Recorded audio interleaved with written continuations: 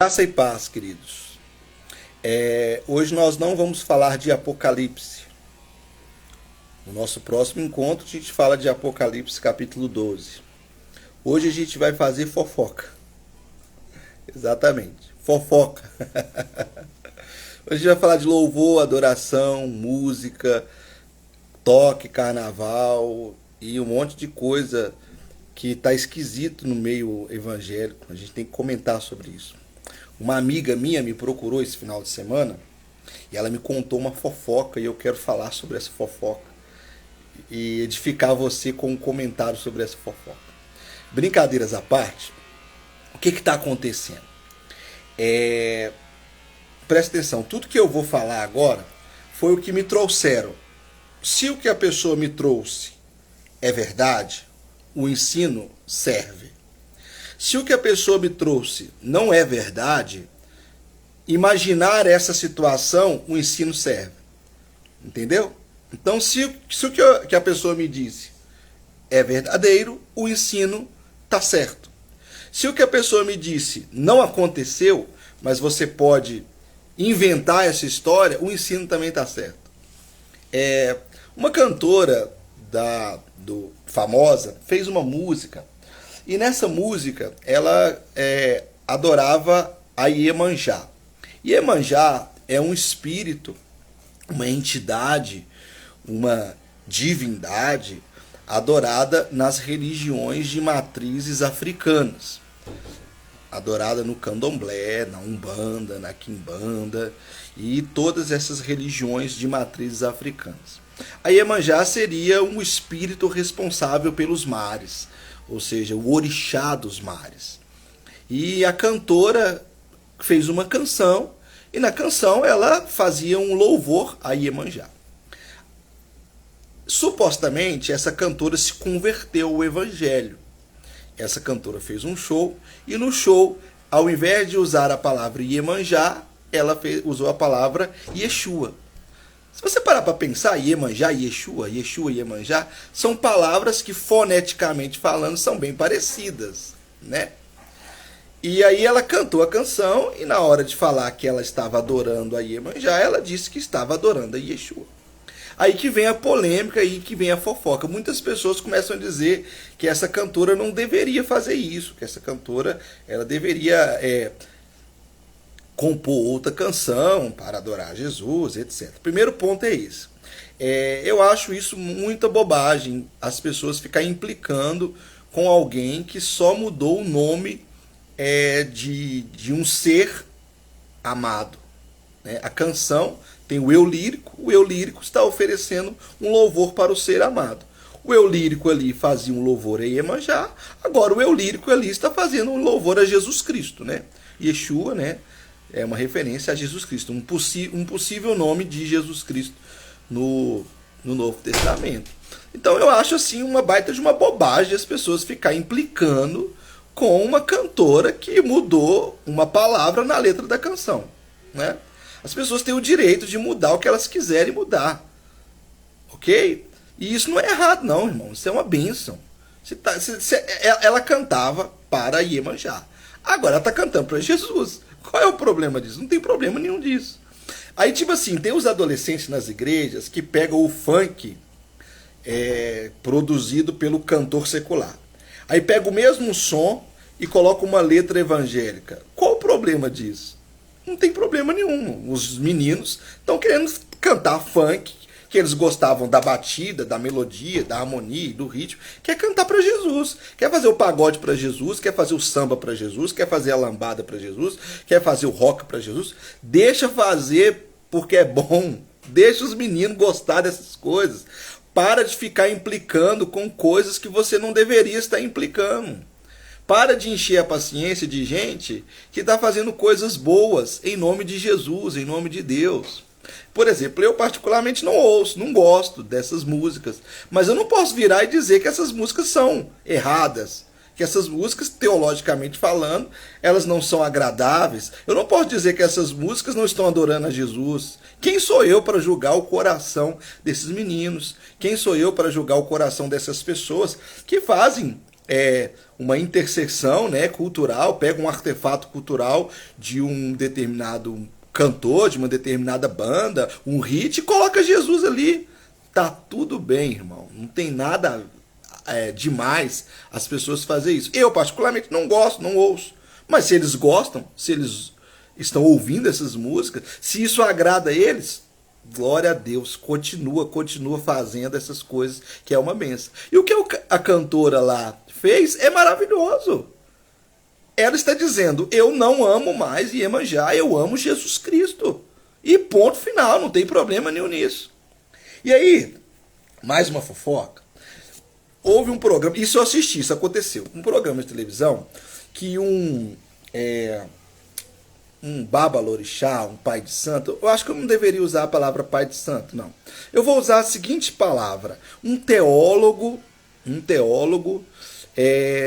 do candomblé. Um teólogo do candomblé, ele fez o seguinte comentário: não adianta nada tirar o nome e colocar Jesus na canção, porque na canção está adorando e invocando os orixás, Oxóssi, Ogum, Exu.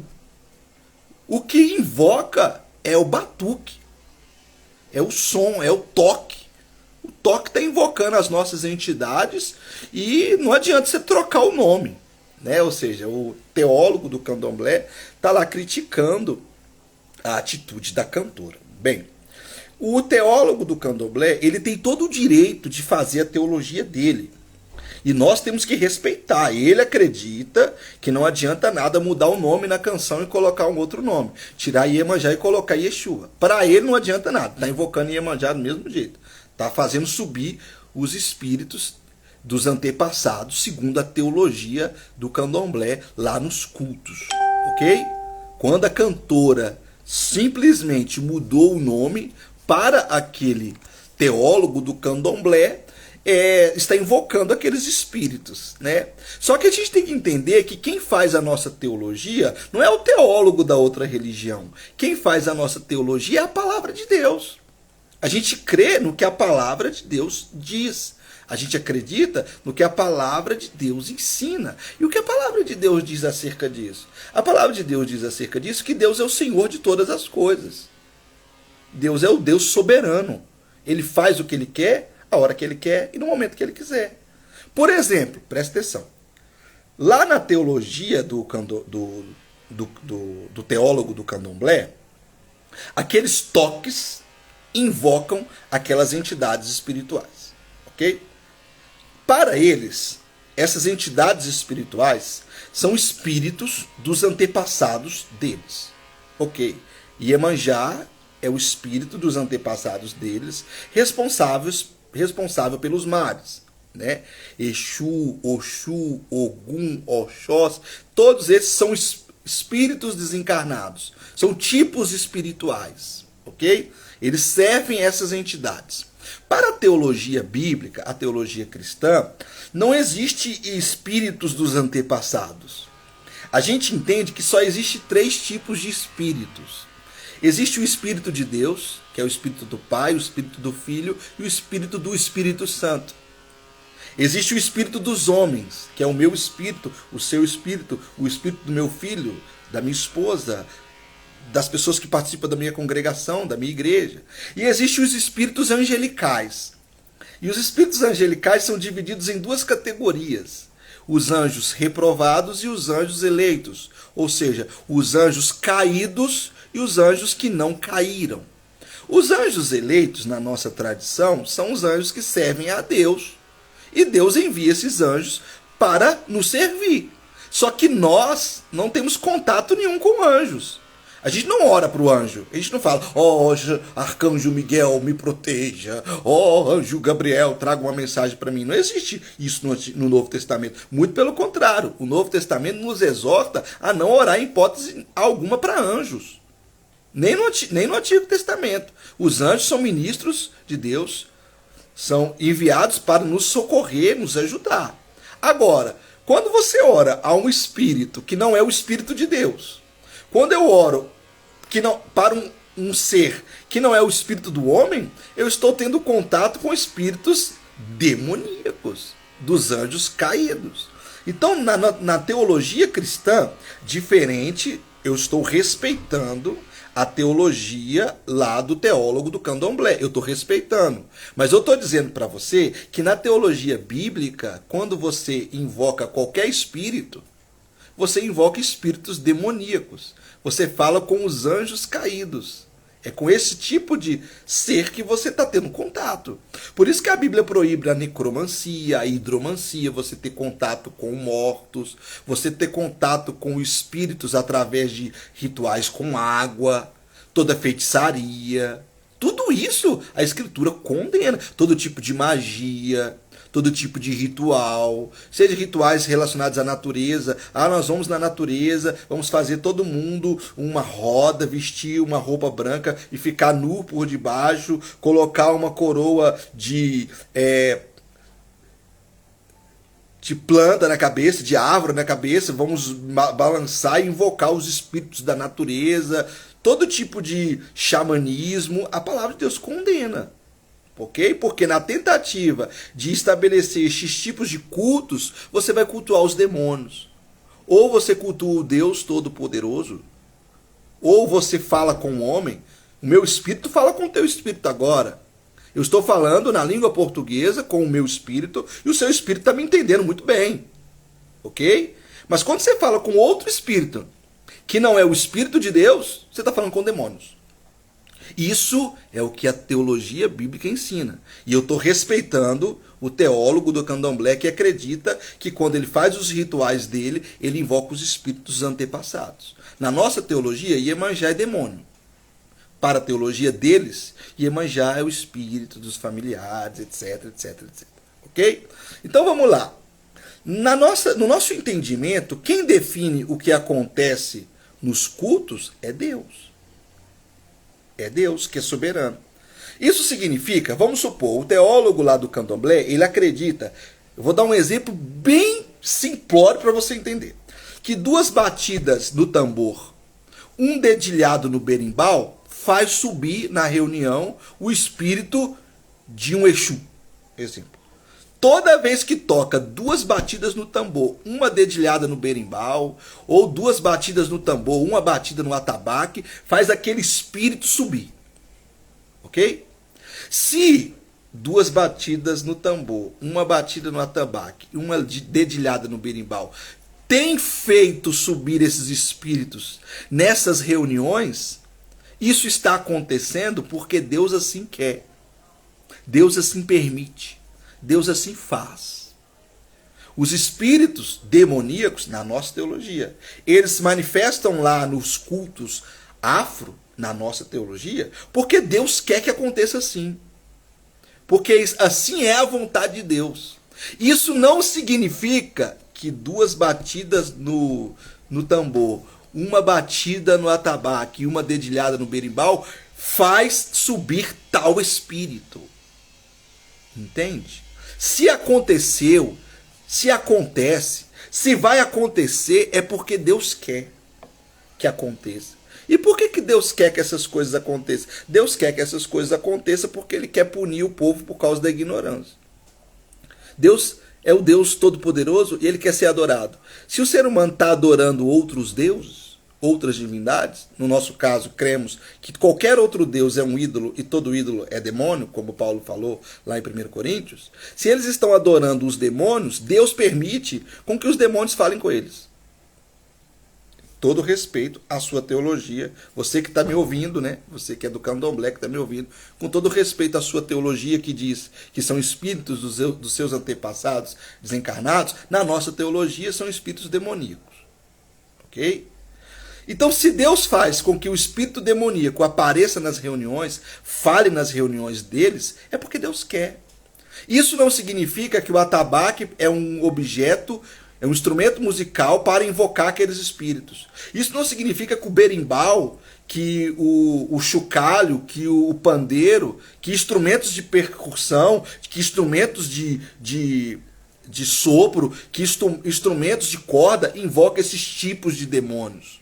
Não é isso que a Bíblia ensina. A Bíblia ensina que todo som louva ao Senhor, que todo instrumento musical pertence ao Senhor, que todos os toques pertencem ao Senhor. Olha, aqui no meu vizinho, por exemplo, vamos supor, dar um exemplo, ele tem tocado a nota Ré, Mi, Dó no atabaque e ele invoca o espírito do pai dele. Se isso aconteceu 1, 2, 3, se acontecer 1 milhão de vezes, é porque Deus quer que assim seja. Mas isso não significa que esse Ré, Mi, Dó invoca essas entidades espirituais, tá entendendo? Tem surgido uns evangélicos aí, ultimamente, falando só, isso é do diabo, isso invoca o tal espírito, isso invoca tal espírito. Não, isso não tem nada do diabo e nada invoca espírito nenhum. Se está invocando espírito é porque Deus quer. Okay? O berimbau é de Deus, o atabaque é de Deus, o tambor é de Deus, o chocalho é de Deus. O som que aparece naqueles instrumentos musicais que é tocado nos rituais da Umbanda e da Quimbanda não são deles, é de Deus. Pertence ao Criador. Jesus Cristo é o pai do rock, o diabo não é o pai do rock. Jesus Cristo é o pai do samba, é o pai do axé, é o pai do pagode, é o pai do hip hop, é o pai do rap, é o pai da valsa, é o pai da balada. Jesus é o Senhor de todos os instrumentos musicais, de todos os ritmos, de todas as músicas. Ah, mas lá no texto do Antigo Testamento diz que o Satã, que era o querubim ungido, que ele regia as orquestras celestiais, que ele era responsável pelo louvor no céu, ele era responsável pelo louvor que Deus permitia com que ele tocasse. Ele era responsável pelos instrumentos musicais cujo qual Deus permitia com que ele tocasse. Era o próprio Deus que colocava no coração do querubim ungido o som, a medida, a aferição. Era o próprio Deus. Não tem nada, absolutamente nada do diabo. Pare de dar coisas para o diabo. Pare de dizer que o diabo é o pai do rock. Pare de dizer que o diabo é o pai das festas, do som que tem nas festas de carnaval. Pare de dizer isso. Todo som pertence a Deus, ao Senhor. Se aquele som está invocando essas entidades espirituais naqueles cultos, é porque Deus assim quis. Ok? Ok? Então, o toque não invoca espírito nenhum, o som não invoca espírito nenhum, a música não invoca espírito nenhum. Se invocou, é porque Deus quis que invocasse naquele momento específico. Você pode usar todo o toque, você pode usar todo o som, você pode dedilhar o que você quiser. A sua guitarra, quando você faz gifs nela, você não está invocando nenhuma entidade espiritual. O mesmo se dá no meio evangélico. As músicas não invocam a Deus. Todas as vezes que na sua igreja você toca a música Poderoso Deus, do pastor Antônio Cirilo, Deus, você sente a presença de Deus, é porque Deus, nesse momento, permite com que o som da música Poderoso Deus, do pastor Antônio Cirilo, faça com que a presença de Deus se manifeste na sua igreja. Isso não significa que essa música carrega a presença de Deus. Entendeu? Deus, a hora que ele quiser, no momento que ele quiser, vai derramar sua presença no seu coração, independentemente do som que você está tocando. Eu estou dizendo para você, em claro e bom som, que você pode cantar uma música do Iron Maiden e sentir a presença de Deus. E você pode cantar uma música de um ministério de louvor e sentir a presença de Satã, se assim Deus quiser. Os sons nada são, se Deus não imprimir no som adoração. O som nada é, se Deus não colocar no coração do cantor, não colocar no coração do músico a presença dele. Entende? O som nada é. O som ele vem de Deus, ele é inspirado por Deus, Deus derrama no coração do ser humano e a hora que Deus quiser colher aquele som ali como fruto, ele colhe. Aquele louvor como fruto, ele colhe. Isso significa que o som A, dado no terreiro, não invoca demônios. E o som B, tocado na igreja, não invoca a presença de Deus. O som que vai subir os demônios nos cultos e o som que vai trazer a presença de Deus é o som que Deus quer que traga. Entendeu? Toque, batuque, tudo pertence ao Senhor. Ok? Esses dias eu vi uma outra declaração que dizia assim: o Natal é uma festa dos cristãos, a Páscoa é uma festa dos judeus, o Ramadã é uma festa dos muçulmanos, o carnaval é uma festa das religiões de matrizes afro. Isso não é verdade. Isso não é verdade. Para de dar coisas para as pessoas que não têm. Vou te dar um exemplo bem assim polêmico para você entender. Vamos supor que aqui na minha rua tem uma igreja. A Igreja Pentecostal dos Meninos de Deus.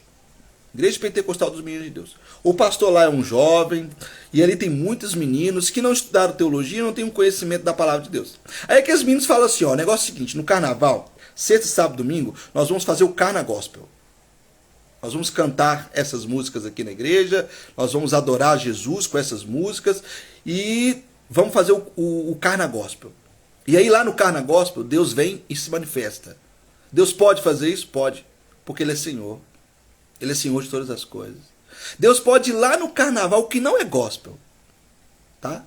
Já vou adiantar uma coisa para você. Não me chame para Carna Gospel porque eu não gosto de carnaval. Tá? Mas quem sou eu para dizer que uma coisa que eu não gosto, Deus não pode estar? Quem sou eu para dizer que uma coisa que eu não me admiro, que eu não curto, Deus não está nessas coisas? É possível, é bem possível que Deus tenha um plano para salvar o bloquinho X.